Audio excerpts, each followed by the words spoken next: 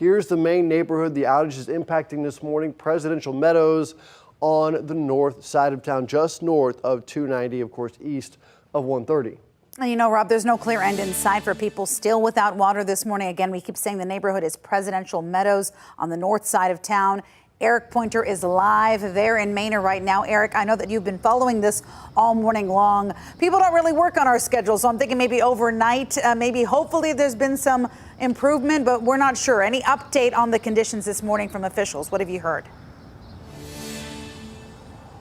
So I haven't heard back from officials yet, but we have been reaching out. I have, however, heard from people who are on their way to work. Unfortunately, no one would give me an interview, but I have talked to quite a few people who said that their water went out last night, but it's trickling back on. They say it's very low pressure, very minimal. And so in these houses here behind me, I was able to talk to one person who was on their way to work who still didn't have power.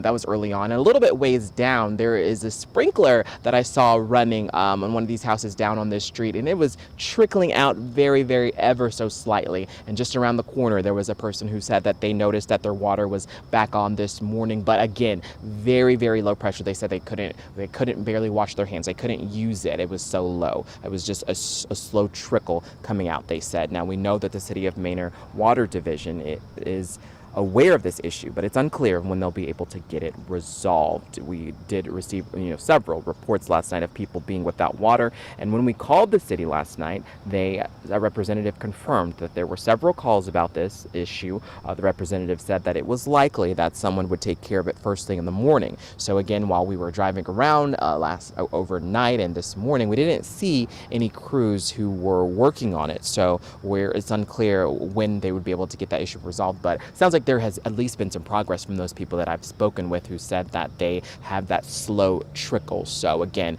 we have reached out to city officials and we're hoping to get an update soon. I'll send it back to you in the studio. So frustrating. This progress can't come soon enough for those affected in Manor this morning.